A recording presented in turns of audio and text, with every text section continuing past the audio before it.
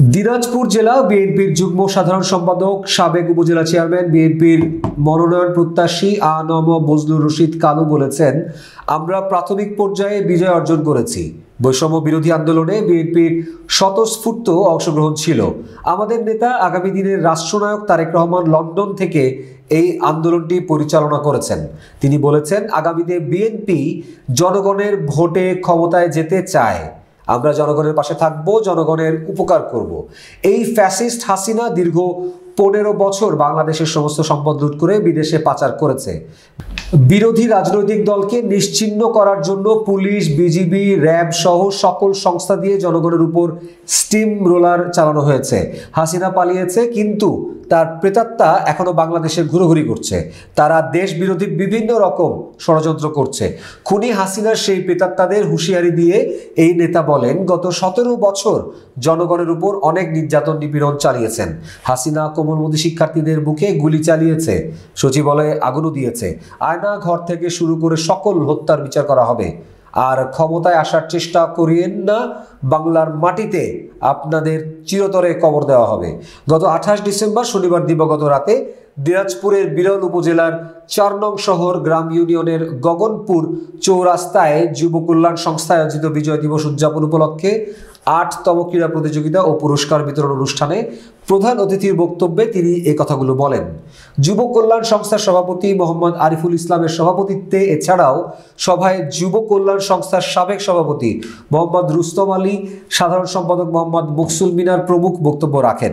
সভা শেষে ক্রীড়া প্রতিযোগিতার বিজয়ীদের মাঝে পুরস্কার বিতরণ করেন অনুষ্ঠানের প্রধান অতিথি সহ অন্যান্য অতিথিবৃন্দ। এ সময় বিরল উপজেলা বিএনপি, পৌর বিএনপি এবং ইউনিয়ন বিএনপির শীর্ষ পর্যায়ের বেশ কিছু নেতাকর্মী উপস্থিত ছিলেন। আমরা প্রাথমিক পর্যায়ে আমরা বিজয় অর্জন করেছি।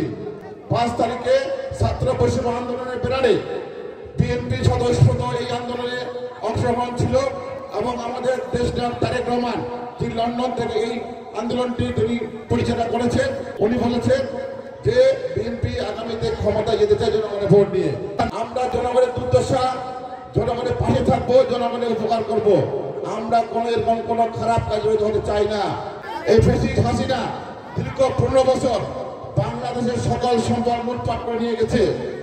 বাংলাদেশে বিরোধী রাজনৈতিক দলকে নিশ্চিহ্ন করার জন্য তারা পুলিশ, মিডিয়ার, র্যাব সকল সংস্থা দিয়ে এই জনগণের উপর স্টিমরোলার চালিয়েছে। উন্নয়নের নামে দুর্নীতি করে তারা কি করেছে, বিদেশি পাচার করেছে। কিন্তু হাসিনা চলে গেছে, কিন্তু তার ষড়যন্ত্র এখন বন্ধ করে নাই। আওয়ামী প্রেতাত্মা যারা বাংলাদেশে এখন আশেপাশে ঘোরাঘুরি করছে, হাসিনার প্রেতাত্মা যারা এখন আছেন বাংলাদেশে, আপনাদের চিরতরে কবর দেওয়া হবে এই বাংলার মাটিতে। আর ক্ষমতার চেষ্টা করেন না। এই 15 বছর 17 বছর এমন কোন কাজ নাই জনগণের বিরুদ্ধে আপনারা করেন নাই।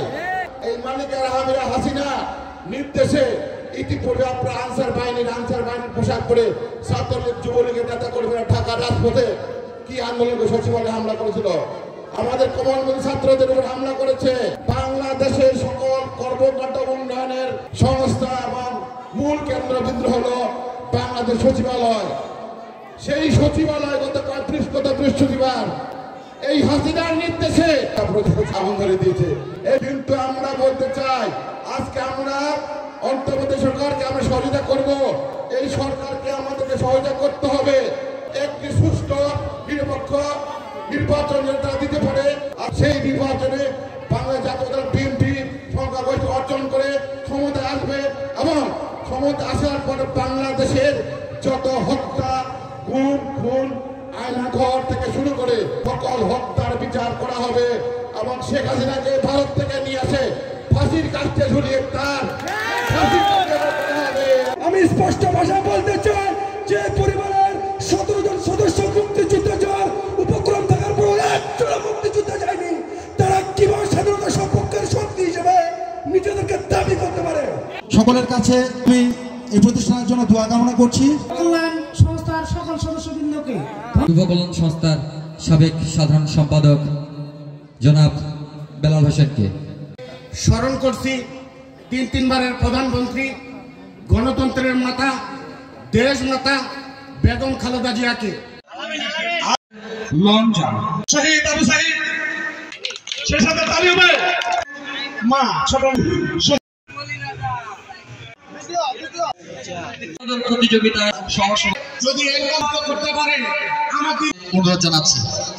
কালো মা আপনারা খুঁজে বের তাহলে আমি কথা দিচ্ছি আজকে ওনার বাড়িতে আপনারা সকালে যাবেন 12টা পর্যন্ত আমার মনে হয় সেখানে শুধু বিরোধ করা লোক না।